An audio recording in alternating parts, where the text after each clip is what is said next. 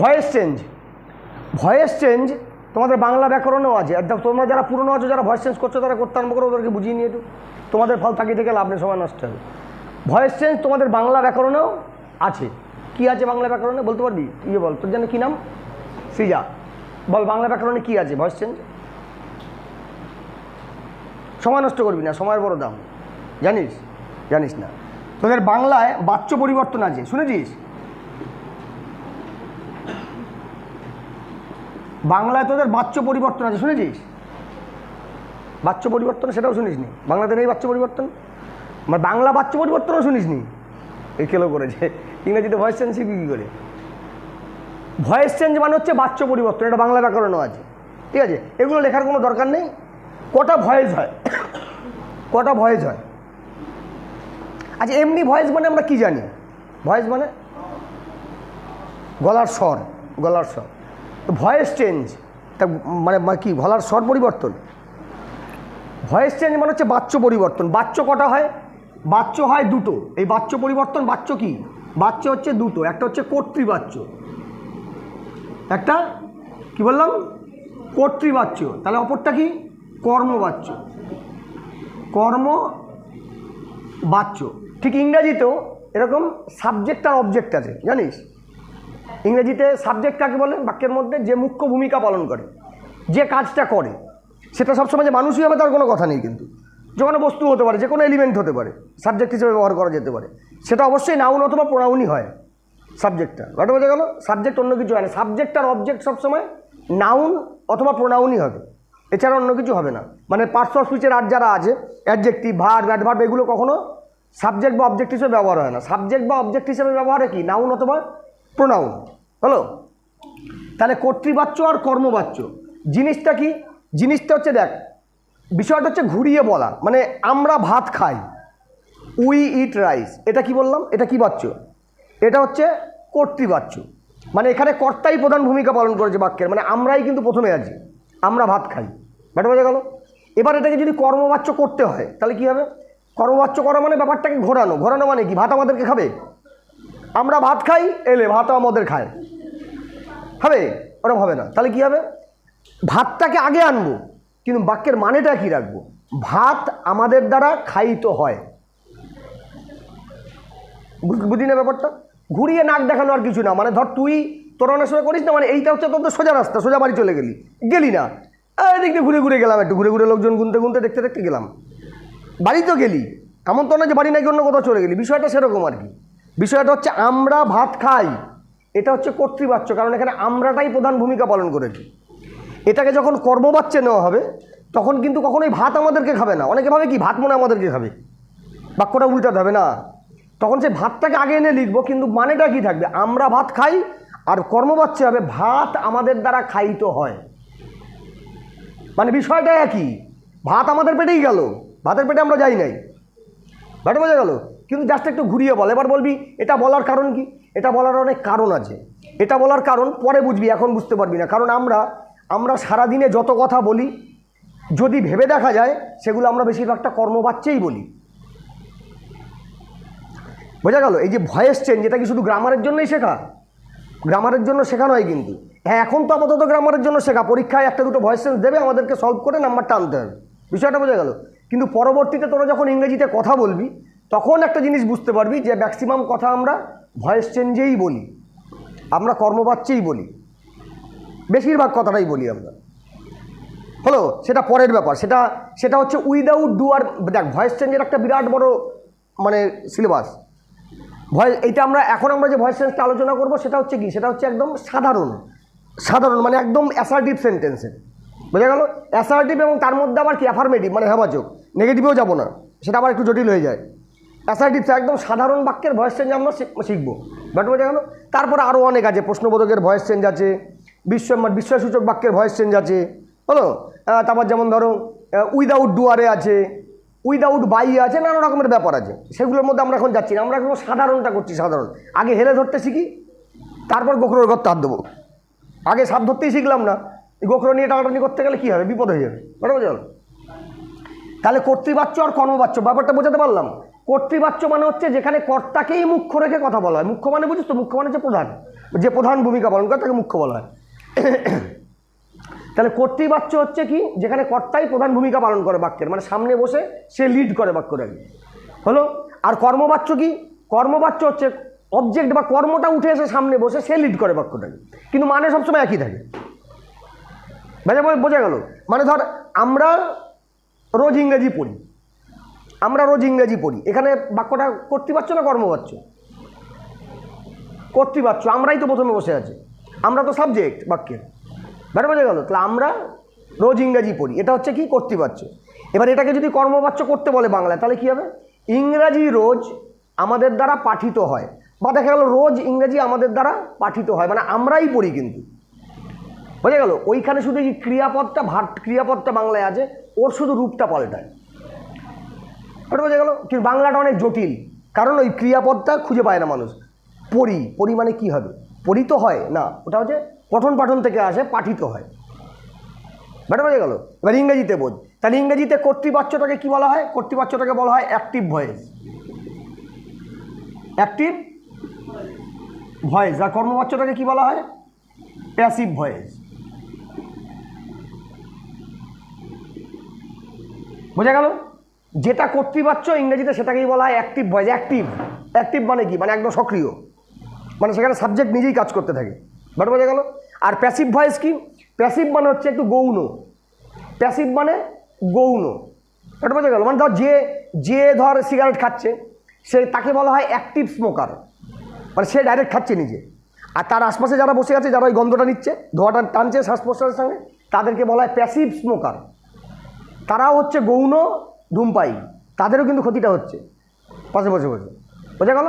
ওই জন্য হচ্ছে প্যাসিভ মানে গৌণ, অ্যাক্টিভ মানে হচ্ছে একদম মুখ্য, যে প্রধান ভূমিকা পালন করছে, আর প্যাসিভ হচ্ছে কি? গৌণ। ব্যাপারটা বোঝা গেল? তাহলে অ্যাক্টিভ ভয়েস আর প্যাসিভ ভয়েস। এইবার এই অ্যাক্টিভ ভয়েস থেকে প্যাসিভ ভয়েসে যাওয়া, অথবা প্যাসিভ ভয়েস থেকে অ্যাক্টিভ ভয়েসে আসা, এটাকেই বলা হয় ভয়েস চেঞ্জ, হলো। এটা হচ্ছে সোজা। অ্যাক্টিভ ভয়েস থেকে প্যাসিভ ভয়েসে যাওয়া, এটাই আমরা শিখি বা শেখানো হয়। আর প্যাসিভ ভয়েস থেকে অ্যাক্টিভ ভয়েসে আসা শেখানো হয় না, কারণ ওটার কোনো নিয়ম নেই, ওটা হচ্ছে নিজের বিচক্ষণতা দিয়ে করতে হয়। সোজাটা যদি আমি শিখতেই পারি, তাহলে উল্টোটা কী করব? উল্টোটা আমার নিজেরই পারা উচিত। আমাদেরকে কেউ ছোটোবেলায় হাত ধরে উল্টো হাঁটা শিখিয়েছিল, ধর মা বাবা হাত ধরে উল্টো হাঁটা শেখাল, চল উল্টো হাঁট, উল্টোটা শিখিয়েছে। আমাদেরকে শিখিয়েছে সোজা হাঁটা, সোজা হেঁটে গেছি। এবার উল্টোটা কী করেছি? আমরা নিজেরাই শিখে নিয়েছি। আমরা যখন ব্যালেন্সটা করতে শিখে গেছি, দাঁড়াতে শিখে গেছি, হাঁটতে শিখে গেছি, আর উল্টো আমরা নিজেরাই হাঁটতে পারি, তাই তো? তাহলে এই সোজাটা আমরা শিখবো এবং শেখানো হবে, কিন্তু উল্টোটা নিজেদেরকে যখন প্রয়োজন পড়বে, সবসময় প্রয়োজন নেই, কিছু কিছু সময় উল্টোটাও আসে, মানে গ্রামারে পরীক্ষায় করতে দেয়, প্যাসিভ দিয়ে দেয়, অ্যাক্টিভ করতে হয়, সেটা তোমরা শিখেই যাবে। যদি অ্যাক্টিভ থেকে প্যাসিভটা সঠিক শিখতে পারো, তাহলে প্যাসিভ থেকে অ্যাক্টিভ তোমরা নিজেরাই পারবে, ওটা আর নিয়ম হয় না কোনো। এই পর্যন্ত ব্যাপারটা ক্লিয়ার হলো? ব্যাপারটা বোঝা গেল যে ভয়েস চেঞ্জ কী? আগে তো ভয়েস চেঞ্জ কী, মানে আমি কোন জিনিসটা মানে শিখবো সেটা তো আমাকে জানতে হবে। তাহলে ভয়েস চেঞ্জ হচ্ছে এইটা, কর্তৃবাচ্যটাকে বলা হয় বাংলায় যেটা কর্তৃবাচ্য। দেখ, আর আমরা হচ্ছি বাঙালির ঘরের ছেলে মেয়ে, আমাদের বাংলাটা দিয়ে বোঝাটাই ইজি, বাংলা দিয়ে বোঝাটা সহজ। বাট বোঝা গেল? আর গ্রামার কিন্তু একদম পিঠাপিঠি, টাকার এপিটার ওপিট। বাংলা ব্যাকরণও যা আছে, ইংলিশেও কিন্তু গ্রামারে তা রয়েছে। বোঝা গেল? টাকার এপিটার ওপিট। তো ও যেমন নামই শোনে নাই, বাচ্য পরিবর্তনই শোনেনি, ভয়েস চেঞ্জ করবে। তাহলে বোঝা গেল কর্তৃবাচ্য কর্মবাচ্য। কর্তৃবাচ্যকে বলা হয় অ্যাক্টিভ ভয়েস, কর্মবাচ্যকে বলা হয় প্যাসিভ ভয়েস। তার মানে কি? কর্মবাচ্যে কে প্রথমে বসবে বাক্যের প্রথমে? প্যাসিভ ভয়েসে বাক্যের শুরুতে কে বসবে? অবজেক্ট বা কর্ম। তার মানে একটা জিনিস বোঝা গেল যে অবজেক্ট কিন্তু লাগবে, এটা মুছলাম। এইবার ভয়েস চেঞ্জের আমাদের নিয়ম কি? ভয়েস চেঞ্জের নিয়ম হচ্ছে, এই পুরনো যারা আছে তাদের কাছে ভয়েস চেঞ্জের নিয়ম লেখা আছে না খাতায়? নিয়ম লেখা আছে, ওদের কাছ থেকে লিখে নেবে। আমি জাস্ট এমনি বুঝিয়ে দিচ্ছি এখন, ওদের কাছ থেকে নিয়মটা লিখে নেবে, আমি শুধু এখন বুঝে নাও। ভয়েস চেঞ্জের নিয়ম হচ্ছে, মানে ধরো যদি বলি we eat rice, we eat rice, এটা একটা বাক্য, এটা কি ভয়েসে আছে? এটা কি ভয়েসে আছে? এটা আছে অ্যাক্টিভ ভয়েসে, এটা আছে অ্যাক্টিভ ভয়েসে। ক্লিয়ার? এইবার আমাকে প্যাসিভ করতে গেলে একটু সাধারণ বাক্য, কিন্তু একদম আমি কিন্তু কোনো জটিল বাক্যে যাচ্ছি না, সাধারণ বাক্য। সাধারণ বাক্যে ভয়েস চেঞ্জ করতে গেলে কী করতে হয়? আগে বাক্যটার অবজেক্ট খুঁজে বার করতে হয়, অবজেক্ট খুঁজে না পেলে তুই কর্মবাচ্য করতে পারবি না, কারণ তুই তো কর্মই খুঁজে পাসনি, তারা আবার বাচ্চ কি বুঝে? তাহলে অবজেক্ট খুঁজে বার করতে হবে। অবজেক্ট কী করে খুঁজে পাওয়া যায়?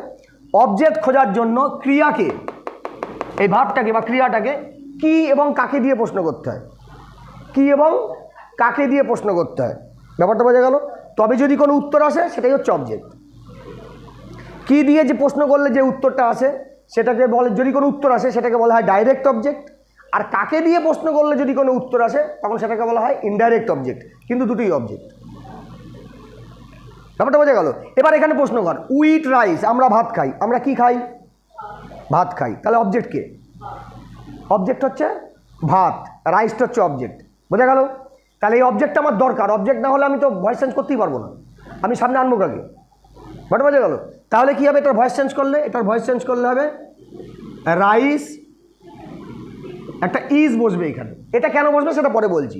রাইস ইজ, এবার প্যাসিভ ভয়েসে সবসময় ভার্বের পাস্ট পার্টিসিপল ফর্ম লাগে, ভার্বের সবসময় থার্ড ফর্ম, সব যে কোনো প্যাসিভ ভয়েসেই ভার্বের থার্ড ফর্ম লাগবে। মানে ওই যে প্রেজেন্ট, পাস্ট, পাস্ট পার্টিসিপল, যে কনজুগেশন অফ ভার্ব, ভার্বের যে 3টে করে রূপ হয়, বোঝা গেল? ওর যে 3 নম্বর রূপটা, থার্ড ফর্মটা, ওটা বসবে। তাহলে ইটের থার্ড ফর্ম কি? ইট, এট, ইটেন।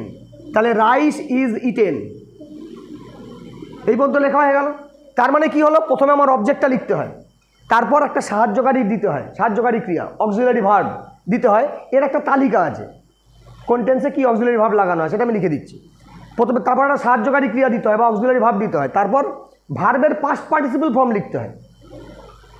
হলো? সবসময় ভার্বের past participle form passive voice করতে গেলে, বোঝা গেল? তারপর একটা বাই লিখতে হয়, কার দ্বারা কাজটা হবে। ওই বললাম না, আমরা ভাত খাই, এটার কর্মবাচ্য করলে হবে ভাত আমাদের দ্বারা খাইতে হয়। ওই যে দ্বারা আছে না, দ্বারা, ওই জন্য বাইটা বসবে, বোঝা যাবে? বাই। তারপর কি? তারপর অ্যাক্টিভ ভয়েসের সাবজেক্ট যেটা আছে সেটা পিছনে এসে বসে। এবার বলবি এখানে তো উই ছিল, তো আপনি কেন আস লিখতে গেলেন? বিষয়টা হচ্ছে, হ্যাঁ বিষয়টা হচ্ছে এই উইটা কি? উইটা নাউন না প্রোনাউন? Pronoun, personal pronoun.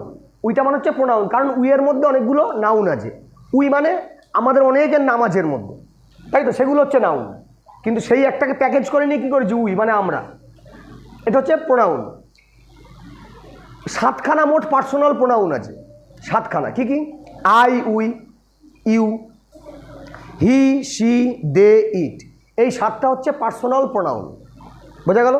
এই 7টা পার্সোনাল প্রোনাউনের মধ্যে 5খানা প্রোনাউন ভয়েস চেঞ্জে চেঞ্জ হয়ে যায়। যেমন আই থাকলে মি হয়, উই থাকলে আস হয়, হলো? হি থাকলে হিম হয়, বাই হিম। শি থাকলে কি হবে? By her. আর দে থাকলে হবে বাই দেম।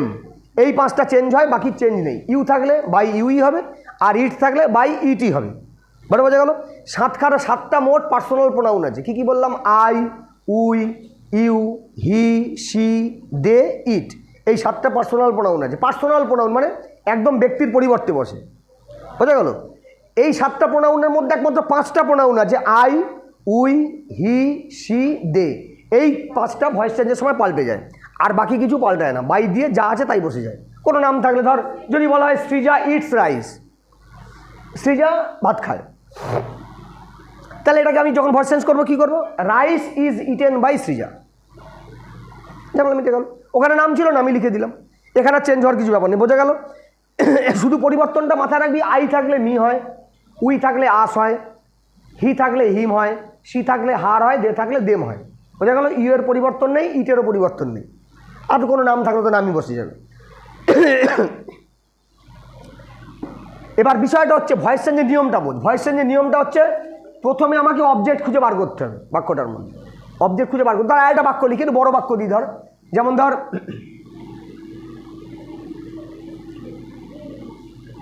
এভরি স্যাটারডে, আজ শনিবার তো, every Saturday we learn English grammar.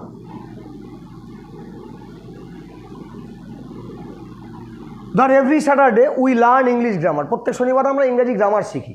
হলো? এই বাক্যটার মধ্যে অবজেক্ট কী আছে? কারণ ভয়েস চেঞ্জ করতে গেলে অবজেক্টকে খুঁজে বার করতেই হবে। আর অবজেক্টকে খুঁজে বার করার পদ্ধতি কি বললাম, ভার্বকে বা ক্রিয়াকে কি এবং কাকে দিয়ে প্রশ্ন করতে হয়। কখনো কখনো তোমরা একটা পাবে, একটা অবজেক্ট পাবে কি এবং কাকে দিয়ে প্রশ্ন করলে, কখনো কখনো তোমরা দুটো অবজেক্ট পাবে, কি দিয়েও একটা পাবে, কাকে দিয়েও একটা পাবে। যেমন ধরো যদি বলা হয় যে অরিত্র আমাকে এই নীল মার্কারটা গিফট করলো, সবাই একবার তাকিয়ে নে অরিত্রর দিকে, তাকিয়ে নে, কেউ বাদ যাচ্ছিস কেন, তাকিয়ে নে। হ্যাঁ, হয় সবার তাকানো হয়ে গেছে, বেশ। অরিত্র আমাকে এই নীল মার্কারটা গিফট করলো, হলো। আবার বলছি বাক্য ভালো করে শোনো, অরিত্র আমাকে এই নীল মার্কারটা গিফট করলো। ইংরেজিতে যদি করি কী হবে, Aritra gifted me this blue marker, হলো। অরিত্র আমাকে এই নীল মার্কারটা উপহার দিল, গিফট করলো। স্যার গরিব মানুষ নাই, পেন খারাপ হয়ে গেছে, কিনতে পারছেন অনেক দিন ধরে, আরে নিয়ে যাই, মনে হতেই পারে, নিয়ে এলো দিল। তো এই যে অরিত্র আমাকে একটা নীল মার্কার গিফট করলো, এটার মধ্যে অবজেক্ট কোনটা? আচ্ছা, বাক্যটা আমি লিখি, তোমাদের হয়তো মনে রাখতে অসুবিধা হচ্ছে। ধরো Aritra gifted me this blue marker.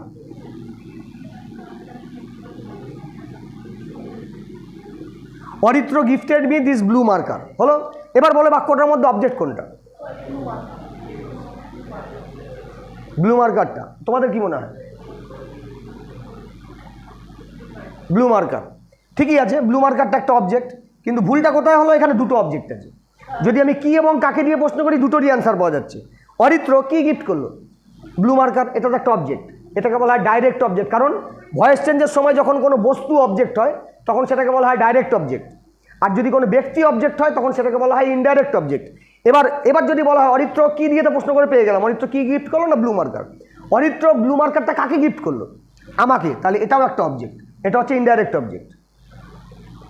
বোঝা গেল? তার মানে কি দিয়ে প্রশ্ন করলো একটা উত্তর পাওয়া যাচ্ছে, কাকে দিয়ে প্রশ্ন করলো একটা উত্তর পাওয়া যাচ্ছে, হলো। এটাকে বলা হয় কি, এটাও একটা অবজেক্ট, এটাও একটা অবজেক্ট। এই বাক্যটার একটা নাম আছে, এই ভার্বটার একটা নাম আছে, এই ভার্বটাকে বলা হয়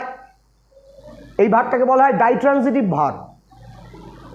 ডাই ট্রানজিটিভ ভার্ব বলবি সেটা আবার কি, খায় না মাথায় দেয়, কোথা থেকে কোথায় চলে গেল রে। ডাই ট্রানজিটিভ কি? ইংরেজিতে ডাই কথার অর্থ হচ্ছে দুই। ইংরেজিতে ডাই কথার অর্থ দুই। এই অর্থে তিন রকমের ভার্ব হয়, এই অর্থে ভয়েস চেঞ্জের এই ক্ষেত্রে।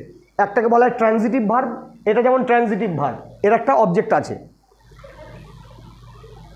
কিছু ভার্ব হয় সেটাকে বলা হয় ইনট্রানজিটিভ ভার্ব। ইনট্রানজিটিভ ভার্ব মানে তার কোনো অবজেক্ট থাকে না, তার সরাসরি কোনো অবজেক্ট থাকে না, সেই বাক্যের ভয়েস চেঞ্জও করা যায় না, সেই বাক্যের ভয়েস চেঞ্জ করা যায় না। যদি কোনো বাক্যে ইনট্রানজিটিভ ভার্ব থাকে সেই বাক্যটার ভয়েস চেঞ্জ হয় না। বোঝা গেল? আর একটা হচ্ছে ডাই ট্রানজিটিভ ভার্ব, যেমন এটা ডাই ট্রানজিটিভ ভার্ব, কারণ এর দুটো অবজেক্ট আছে। ডাই মানে দুই, বললাম না, ইংরেজিতে ডাই মানে দুই, ট্রাই মানে তিন। বোঝা গেল? ইংরেজিতে ডাই মানে কি, দুই, ডাই ট্রানজিটিভ। তার এই যে ভার্বটা, এই ভার্বটা কটা ট্রানজিটিভ আছে, মানে কটা অবজেক্ট আছে? দুটো, মি আর ব্লু মার্কার। অতএব এটা হচ্ছে ডাই ট্রানজিটিভ। তার মানে এই বাক্যটাকে দুবার ভয়েস চেঞ্জ করা যাবে, একবার এটা ধরে নিয়ে, একবার এটা ধরে নিয়ে। একবার এটাকে অবজেক্ট ধরে করা যাবে, সেটা পরের ব্যাপার, এটা এখন তখন শেখাচ্ছি না, চাপ নেই, এমনি জাস্ট বলে রাখছি। এটাকে অবজেক্ট ধরেও করা যাবে ভয়েস চেঞ্জ, আবার এটাকে অবজেক্ট ধরেও ভয়েস চেঞ্জ করা যাবে। ওই জন্য এটাকে বলা হয় ডাই ট্রানজিটিভ ভার্ব, যেটা ওরা জানে করতে, কারণ ওটাকে শেখানো হয়েছে। এটার ব্যাপারটা বাদ দে, হলো। এবার এটাই হয় every Saturday we learn English grammar. এখানে অবজেক্ট কোনটা? এই বাক্যটায় অবজেক্ট কোনটা? ইংলিশ গ্রামারটা হচ্ছে অবজেক্ট। প্রতি শনিবার আমরা কি শিখি, কি বললাম, কি ভার্বকে, ক্রিয়াকে কি এবং কাকে দিয়ে প্রশ্ন করলেই অবজেক্ট আছে, এছাড়া তুমি কোনোভাবেই অবজেক্ট খুঁজে পাবে না বাক্যের। বোঝা গেল? এই ক্রিয়াপদকে কি এবং কাকে দিয়ে প্রশ্ন করি তোমায় অবজেক্ট বার করতে। অনেকে কি মনে করে, একটা কথা বলি, অনেকে মনে করে শেষে যেটা থাকে সেটাই মনে অবজেক্ট, বাক্যের শেষে যেটা থাকে সেটাই অবজেক্ট, অনেকে এটা মনে করে। কিন্তু এবার শেষে যদি এভরি স্যাটারডেটা লিখে দিতাম, we learn English grammar on every Saturday, on every Saturday যদি করে দিতাম, অনেকে কী করে ওই এভরি স্যাটারডেটাকে অবজেক্ট ধরে নিয়ে সেটা দিয়ে ভয়েস চেঞ্জ করতে আরম্ভ করবে, হবে না। বাক্যের শেষে বলে কোনো কথা নেই, আমাকে দেখতে হবে যে এই ভার্বটাকে কি এবং কাকে দিয়ে প্রশ্ন করতে হবে। যে যদি কোনো নির্যাস বেরিয়ে আসে সেখান থেকে, যদি কোনো উত্তর পাওয়া যায়, তাহলে সেটা হচ্ছে অবজেক্ট। বোঝা গেল? যদি কোনো বস্তু হয় সে ডাইরেক্ট অবজেক্ট হবে, মানে কি দিয়ে প্রশ্ন করলে যদি পাওয়া যায়, আর কাকে দিয়ে প্রশ্ন করলে যদি কোনো অ্যান্সার আসে সঠিক অ্যান্সার, তাহলে সেটাকে বলা হয় ইনডাইরেক্ট অবজেক্ট। কিন্তু দুটোই অবজেক্ট, ভয়েস চেঞ্জের জন্য দুটোই কার্যকরী। ব্যাপারটা বোঝা গেল? তাহলে এখানে বাক্যটা কে, এখানে অবজেক্ট কোনটা? তাহলে ইংলিশ গ্রামার। তাহলে এটাকে যদি ভয়েস চেঞ্জ করি কী হবে? English grammar. এবার ইজ, এবার কি হবে? এর পাস্ট পার্টিসিপল ফর্ম, তাহলে কি হবে? Learned. English grammar is learned. এবার এটা কি বসবে? বাই বসবে। ওই যে লিখেছিলাম না এখানে বাই, এটা বাই বসবে, বাই। এবার সাবজেক্টকে, বাক্যের সাবজেক্টকে, কর্তাকে উই, তাহলে উইটা চেঞ্জ হয়ে যাবে, কি হবে? By us. হলো? এবার কি করব? এবার এখানে এভরি স্যাটারডে লিখে দেব।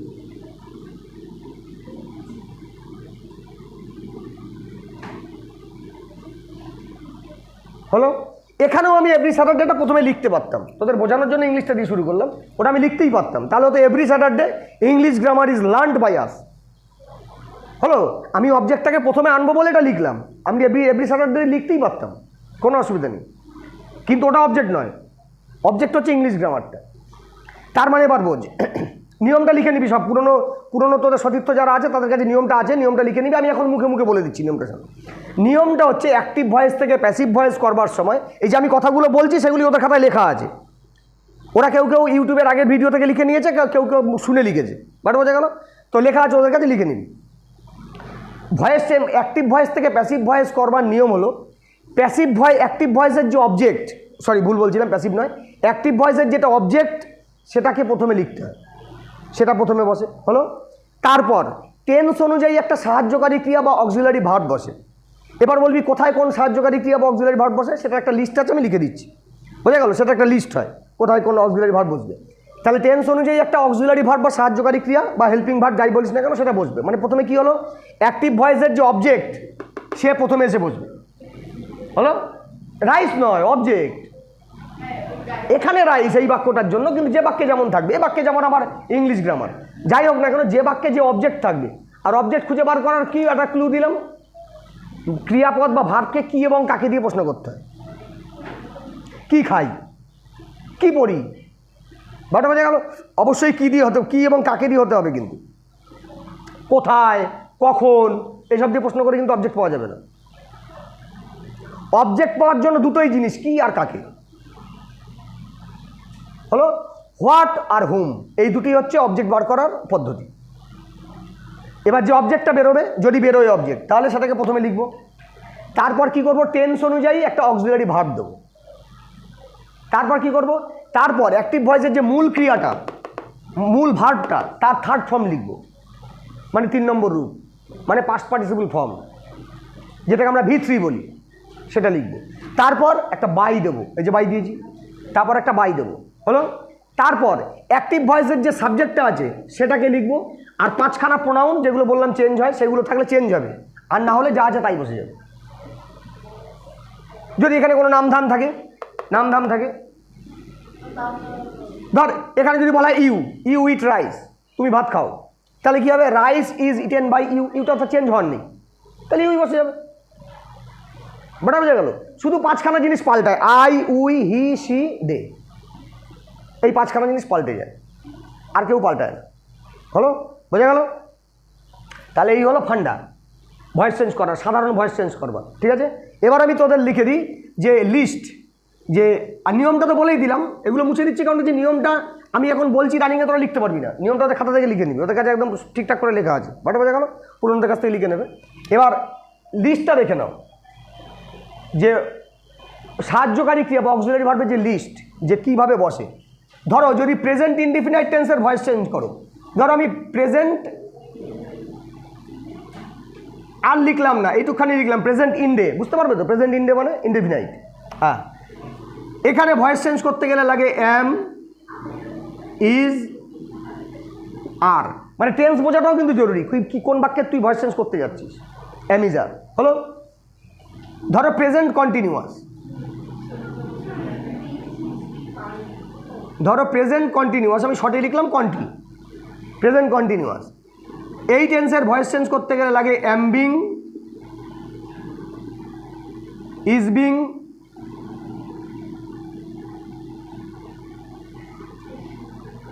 এগুলো লিখে নেবে খাতায়, আর বিং। হলো? ধর present perfect, present perfect tense, এর ভয়েস চেঞ্জ করতে লাগে have been R has been. হলো? এবার ধরো প্রেজেন্ট পারফেক্ট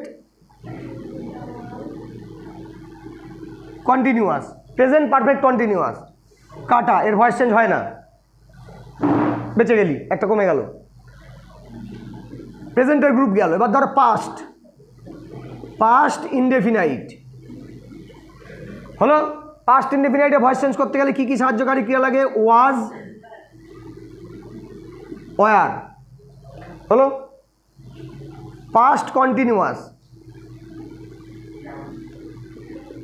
পাস্ট কন্টিনিউয়াস, এর ভয়েস চেঞ্জ করতে গেলে কি লাগে? ওয়াজ বিং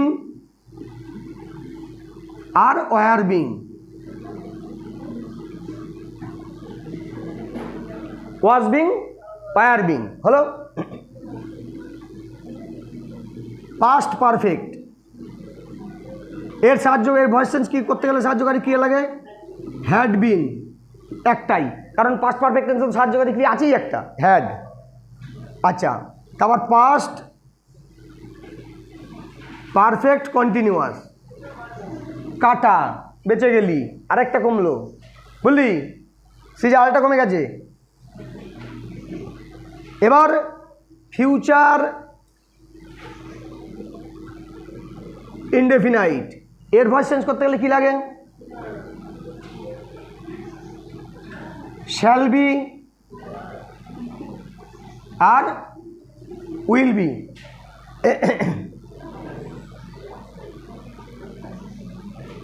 ফিউচার কন্টিনিউয়াস কি হবে? কাটা, এর হয় না ভয়েস চেঞ্জ, আবার একটা বেঁচে গেলি। ফিউচার পারফেক্ট কি হবে? শ্যাল হ্যাভ বিন আর হচ্ছে will have bin.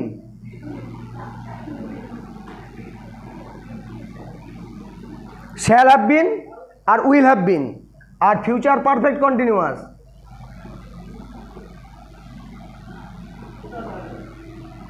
Future perfect কন্টিনিউয়াসের কাটা হয় না। কতগুলো বেঁচে গেলি? 1 2 3 4, চারটে তো মনে রাখার প্রয়োজনই নেই, বোঝা গেল? আর এইগুলোর ভয়েস চেঞ্জ করতে গেলে সাহায্যকারী ক্রিয়া ব্যবহার হয়।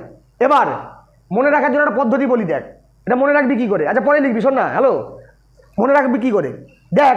এক ঘর করে এগিয়ে এনেছি জিনিসগুলোকে, আমি আনিনি, মানে গ্রামারের নিয়ম। প্রেজেন্ট ইনডিফিনাইট, আমরা যখন টেন্স করি প্রেজেন্ট ইনডিফিনাইটে কোনো সাহায্যকারী ক্রিয়া লাগে? লাগে না, লাগে না তো। এই যে অ্যামিজাল লিখেছি, এটা কিসে লাগে? প্রেজেন্ট কন্টিনিউয়াসে লাগে। তার মানে এক ঘর উঠিয়ে নিয়ে এলাম ভয়েস চেঞ্জ করবার জন্য, কন্টিনিউয়াসেরটা নিয়ে চলে এলাম ইনডিফিনাইটে, রাইট? তাহলে এবার কন্টিনিউয়াস কী করবে? সে তো আবার ঢাকা করে কাদ্দার্ম করে ভাত পা ছড়িয়ে যে আমার মালদুনি চলে গেল, আমি কি করব? এবার ওকে, এবার দেখ প্রেজেন্ট কন্টিনিউয়াস টেন্সে আমাদের নিয়ম কি? প্রেজেন্ট কন্টিনিউয়াস টেন্স আমরা যখন টেন্স করি তখন নিয়ম কি? তখন আমরা সাবজেক্ট লিখি, তারপর কি করি? অ্যামিজ আর ভার্বের সাথে আইএনজি। এবার যখন ভয়েস চেঞ্জ করবো তখন তো ভার্বের সাথে আইএনজির কোনো কাজই নাই, তখন তো ভার্বের পাস্ট পার্টিসিপল ফর্ম লাগাবো। তা সেই আইএনজিটা কী করবো? সেই আইএনজিটা কন্টিনিউয়াসকে দিয়ে সান্ত্বনা দেওয়া হয়েছে, তোর অ্যামিজ আর আছে, এনে তোর এই আইএনজি রেখে দে, বি দিয়ে আইএনজি দেওয়া আছে, শুধু তো আইএনজি দেওয়া যাবে না। তাহলে কী করতে হবে? বি ভার্বের সঙ্গে আইএনজি লাগিয়ে দিয়ে দিয়েছে, দেখ am being, is being, are being. হলো? সেই প্রেজেন্ট কন্টিনিউয়াসেরটা চলে গেছে প্রেজেন্ট ইনডিফিনাইটে, এবার একে তো শান্ত করতে হবে। ওই জন্য ভার্বের আইএনজি ফর্মটা এখানে লাগিয়ে দিয়েছে, am being, is being, are being. কারণ প্রেজেন্ট কন্টিনিউয়াসে তো আমি যখন ভয়েস চেঞ্জ করবো তখন তো আমি আইএনজি লাগাতে পারবো না, আমাকে তো ভার্বের পাস্ট পার্টিসিপল করতে হবে। তাহলে সেই আইএনজিটা যাবে কোথায়? সেই আইএনজিটা সাহায্যকারী ক্রিয়ার মধ্যে আনা হয়েছে। হলো? সান্ত্বনা পুরস্কার। প্রেজেন্ট পারফেক্টে কি থাকে? প্রেজেন্ট পারফেক্টে হ্যাভ হ্যাজ, সেই হ্যাভ হ্যাজই রাখা আছে। শুধু ভয়েস চেঞ্জ করবার জন্য একটা বিন লাগিয়ে দেওয়া হয়েছে। ব্যাটা বোঝা গেল? হয়ে গেল প্রেজেন্টের গল্প। পাস্টে কি? পাস্টে সে একই, দেখ পাস্ট ইনডেফিনাইট কন্টিনিউয়াসেরটাকে বসিয়ে দিয়েছে, ওয়াজ ওয়ার। এবার কন্টিনিউয়াসকে শান্ত করতে হবে, কী করবো? ওই যে বিং লাগিয়ে দেওয়া হয়েছে, ওয়াজ বিং ওয়ার বিং। হলো। পাস্ট পারফেক্টে কী আছে? পাস্ট পারফেক্টে সাহায্যকারী ক্রিয়া কী থাকে আমরা যখন টেন্স করি? শুধু হ্যাড। পেন ছুড়ে মারবো তোর কপালে টাউন করে। পাস্ট পারফেক্টে হ্যাভ হ্যাজ ব্যবহার করিস। পাস্ট পারফেক্টে কী ব্যবহার করি? হ্যাড। তাহলে একটাই তো আছে, ওর সঙ্গে বিন লাগিয়ে দেওয়া আছে, এলে বসে থাক, খুশি থাক। ঠিক আছে, বিন লাগিয়ে দেওয়া আছে। যেমন প্রেজেন্ট পারফেক্টে লাগানো হয়েছিল হ্যাভ আর হ্যাজের সাথে বিন, পাস্টেও লাগিয়ে দেওয়া হয়েছে হ্যাডের সাথে বিন। এবার ফিউচার ইনডেফিনাইট। ফিউচার ইনডেফিনাইটে কি? ফিউচার ইনডেফিনাইটে ঠিক একই, ফিউচার কন্টিনিউয়াসের যে সাহায্যকারী ক্রিয়াগুলো সেটাই তুলে নিয়ে যাওয়া হয়েছে ফিউচার ইনডেফিনাইটে, শ্যাল বি উইল বি। কিন্তু ফিউচার কন্টিনিউয়াসে এই বাক্যের ভয়েস চেঞ্জ হয় না। এটা আমি বলছি না, এটা ইংরেজি গ্রামারে নাই, হয় না কাটা। ফিউচার পারফেক্টে কী করা হয়েছে? ফিউচার পারফেক্টে ঠিক এক, ফিউচার পারফেক্টে কিন্তু সাহায্যকারী ক্রিয়া কী লাগে টেন্স করতে গেলে? শ্যাল হ্যাভ, উইল হ্যাভ, তার সাথে একটা করে বিন লাগিয়ে দেওয়া হয়েছে। এনে বসে বিন বাজা, বিন লাগিয়ে দেওয়া হয়েছে, ওর সাহায্যকারী ক্রিয়া মিটে গেছে। আর পারফেক্ট কন্টিনিউয়াসের কোনোটারই ভয়েস চেঞ্জ হয় না, এটারও হয় না। হলো? তাহলে এই শখটা লিখে নিবি, তাহলে বুঝতে পারবি। এই শখটা লিখে নিয়ে করতে হবে।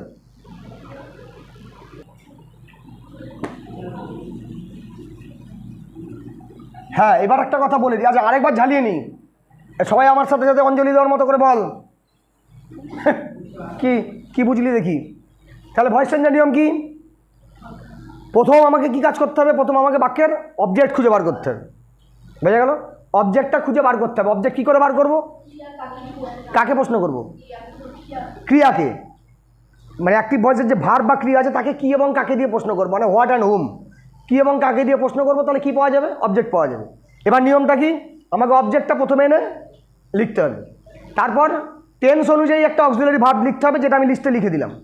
টেন্স অনুযায়ী একটা অক্সিলারি ভার্ব দুবার দেখলেই মুখস্থ হয়ে যাবে ওই লিস্ট। একটা অক্সিলারি ভার্ব লিখতে হবে, তারপর টেন্স অনুযায়ী, কিন্তু ইচ্ছা খুশি লিখলেই হবে না যে আমার যেমন হলো লিখে দিলাম, তা নয়। কিন্তু অ্যাক্টিভ ভয়েসটা যে টেন্সে আছে সেই টেন্স অনুযায়ী লিখতে হবে। হলো? তারপর V3 মানে ভার্বের পাস্ট পার্টিসিপল ফর্ম লিখতে হবে, তারপর বাই লিখতে হবে। হলো? তারপর কি? অ্যাক্টিভ ভয়েসের যে সাবজেক্টটা ছিল বাইয়ের পর সে বসবে, আর 5খানা পার্সোনাল প্রোনাউন আছে, সেগুলো থাকলে চেঞ্জ হয়ে যায়। হলো? এবার কথা বলতে বলতে তখন একটা কথা বলেছিলাম যে কিছু কিছু বাক্য আছে যেখানে কিন্তু তোরা অবজেক্ট খুঁজে পাবি না। কী এবং কাকে দিয়ে প্রশ্ন করলে কোনো অবজেক্ট আসবে না, অতএব সেই বাক্যটার কোনো ভয়েস চেঞ্জও কিন্তু হবে না, কারণ সেটা ইন্ট্রান্সিটিভ ভার্ব আছে। বোঝা গেল? ভয়েস চেঞ্জের ক্ষেত্রে, এই যে ভয়েস চেঞ্জের ক্ষেত্রে ভার্ব কী কী হয়? ভার্ব 3 ধরনের হয়। এটা দেখবি তোদের যখন আমি ভার্বের একটা লিস্ট করে দিয়েছিলাম না, ভার্বের একটা ছক করে দিয়েছিলাম না, verb, finite, infinite, non finite. ফাইনাইটের মধ্যে কী করেছিলাম? প্রিন্সিপাল ভার্ব আর অক্সিলারি ভার্ব। প্রিন্সিপাল ভার্বের মধ্যে কী করেছিলাম? ট্রানজিটিভ আর ইনট্রানজিটিভ, তাই তো? ওখানে ট্রানজিটিভ আর ইনট্রানজিটিভ লিখেছিলাম। ট্রানজিটিভ, ইনট্রানজিটিভ আর একটা হয়, ওটা আর ওখানে লেখা হয় না। হলো? ট্রানজিটিভ, ইনট্রানজিটিভ আর একটা হচ্ছে ডাইট্রানজিটিভ।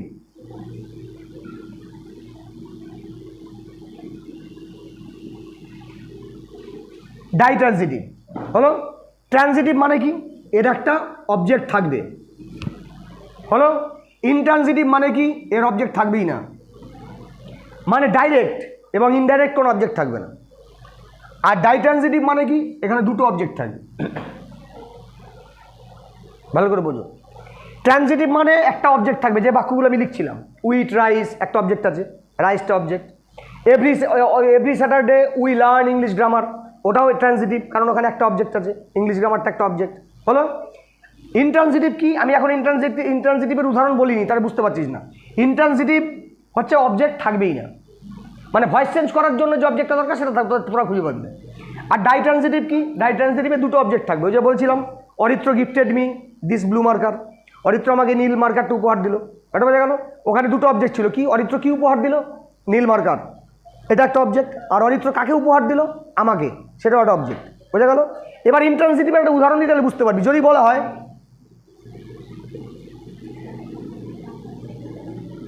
Every day we go to school, every day we go to school, প্রতিদিন আমরা স্কুলে যাই। এই বাক্যটার মধ্যে অবজেক্ট আছে, খুঁজে বার করতে পারবি? এটা কি, এটা ভার্ব কোনটা? এটা ভার্বটা হচ্ছে গো।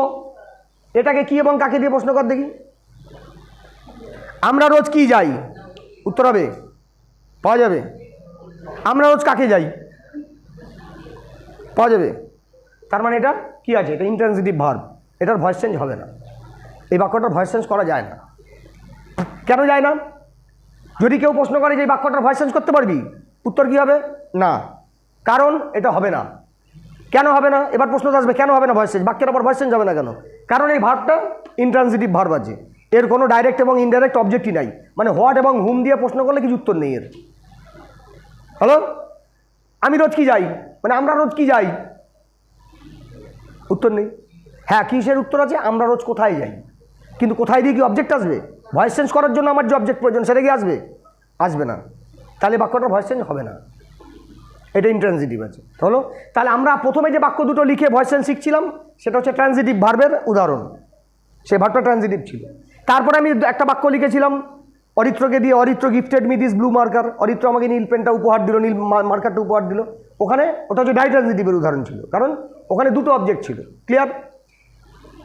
ওটার আবার দুবার ভয়েস চেঞ্জ হয়, সেটা তোমাদের এখন শিখতে হবে না, তাহলে মাথাটা জটিল হয়ে যাবে জিনিসটা, ওটা পরে করানো হবে। ডাইট্রান্সিটিভে দুবার ভয়েস চেঞ্জ হয়, বাট বোঝা গেল? ওই বাক্যটাকে দুবার ভয়েস চেঞ্জ করতে হয়। কোশ্চেন ব্যাংকেও তো আছে, উদাহরণ আছে ডাইট্রান্সিটিভের, ওটা এখন বাদ দাও, আগে নর্মালটা ছিল। এটা বলে দেওয়া দরকার, অনেক সময় এরকম বাক্য সামনে চলে আসে বা অনেকে ধরে। তোমাদের রাস্তাঘাটে অনেকেই অপদস্থ করার জন্য ধরতে পারে এরকম বাক্য, যে বলতো এইটা তো পড়িস, এই বাক্যটার কি ভয়েস চেঞ্জ হবে? তখন কি উত্তর হবে? মাথার মধ্যে একটা ছক কষে নিয়ে যে অবজেক্ট নেই, তাহলে কি উত্তর হবে? এর ভয়েস চেঞ্জ হবে না। Because here the verb is an intransitive verb. এখানে ইন্ট্রান্সিটিভ ভার্ব রয়েছে, ইন্ট্রান্সিটিভ ভার্বের ভয়েস চেঞ্জ করা যায় না সাধারণভাবে। বোঝা গেল? তাহলে এটা ভয়েস চেঞ্জ তোমরা সাধারণভাবে করতে পারবে না। ক্লিয়ার? এই হলো, এটাই বলার ছিল, এই জন্যই এটা উদাহরণটা আমি লিখলাম। তার মানে আমাদের এখন কাজ কি? আমাদের এখন এটাকে নিয়ে কাজ। আমরা এখন একদিন এটাকে নিয়ে প্র্যাকটিস করবো, ট্রান্সিটিভ ভার্বকে নিয়ে ভয়েস চেঞ্জ করবো। হলো, এবার তোদের কোশ্চেন ব্যাংকের শুরুতেই দেওয়া আছে, দেখ একদম সাধারণ টেন্স ধরে ধরে ভয়েস চেঞ্জ দেওয়া আছে, ওখান থেকে কয়েকটা করে ফেল, তাহলে বুঝতে পারবি। টেন্স ধরে ধরে যেখানে আছে